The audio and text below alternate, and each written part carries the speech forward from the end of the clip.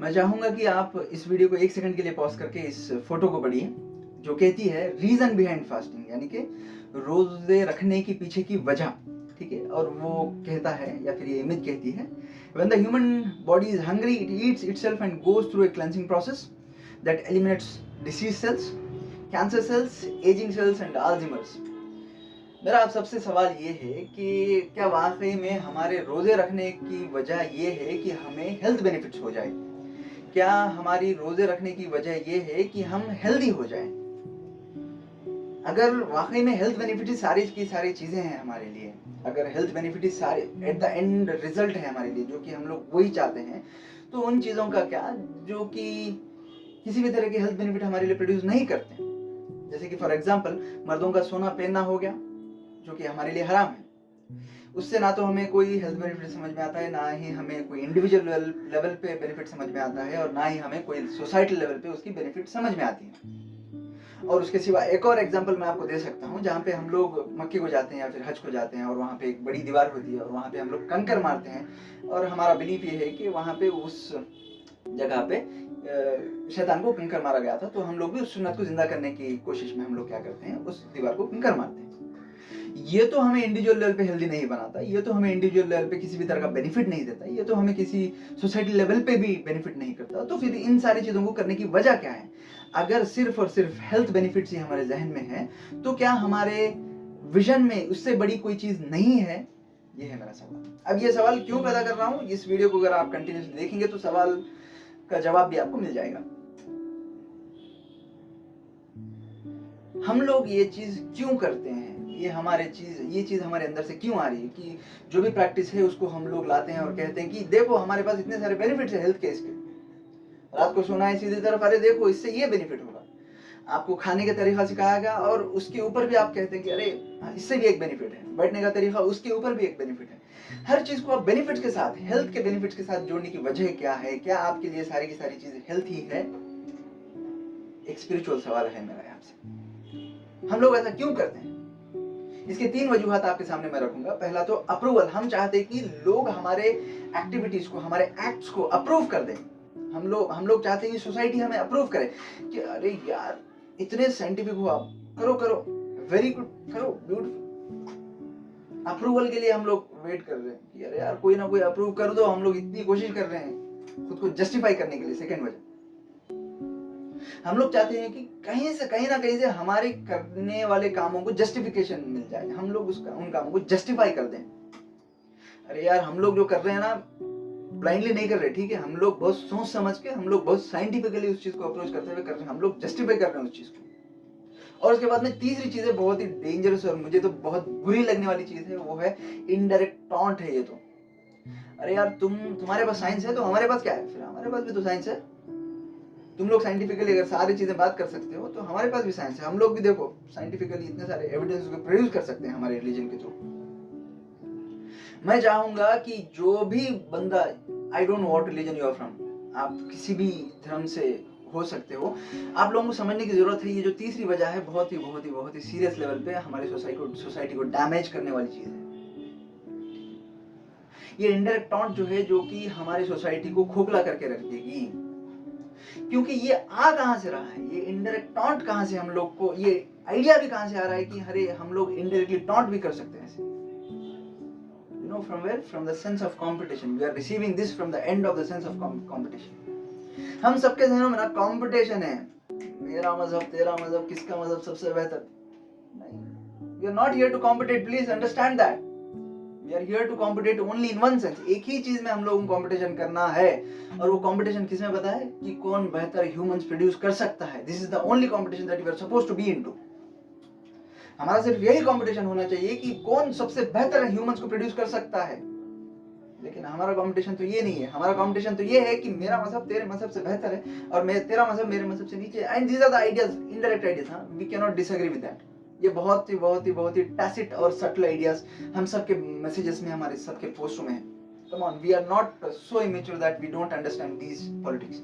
नहीं कर सकते हम लोग ऐसा दूसरों के साथ, नहीं करना चाहिए।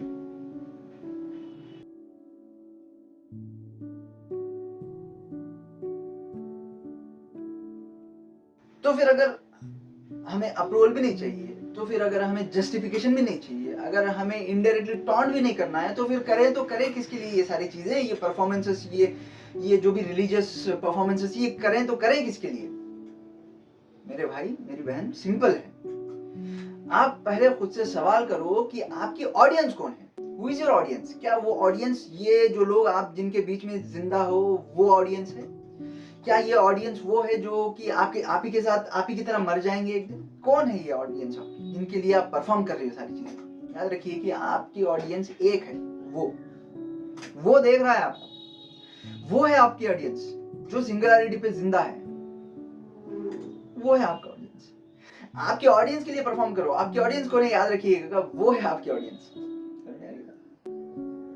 और last but never the least thing, मैं जो भी इस वीडियो को देख रहा है, मैं उन सभी से बहुत ही एक सीरियस कॉन्वर्सेशन इस वीडियो के थ्रू करना चाहूंगा कि ये जो पोस्ट आई है, जस्ट इस रेफरेंस को लेकर मैं बात कर रहा हूँ, लेकिन जो भी पोस्ट आपके पास होंगे, आपके रिलीजन्स में होंगे, आपके मजहबों में, आपके सेक्ट्स में, आपके कम्युनिटीज में, या फिर आपके सर्कल्स में होंगे, मेरा एक सवाल आपसे है कि आपने तो पोस्ट पढ़ लिया, फॉरवर्ड भी कर दिया, स्टेटस पे भी लगा दिया, सारी चीजें पॉजिटिव कर दी जो कि आपके रिलीजन के लिए पॉजिटिव है, या फिर आपके कम्युनिटी के, आपके कास्ट के लिए पॉजिटिव है, वो सारी की सारी चीजें आपने कर दी, ओके फाइन।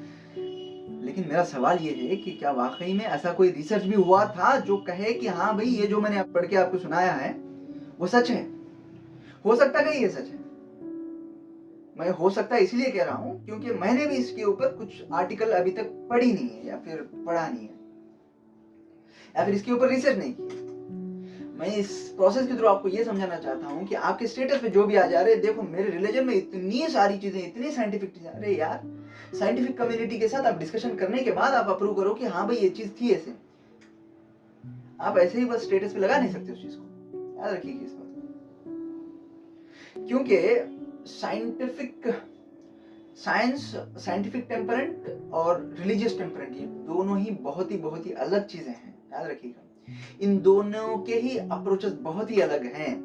साइंस और religion do not agree each other at many points. अगर हेल्थ बेनिफिट्स ही सारी की सारी चीजें हैं, अगर पर्सनल बेनिफिट ही सारी की सारी चीजें हैं, तो उन चीजों का क्या जहां पे आपको कोई भी किसी भी तरह की बेनिफिट नहीं मिल रहा, क्या आप उन सारी चीजों को छोड़ने के लिए तैयार हो?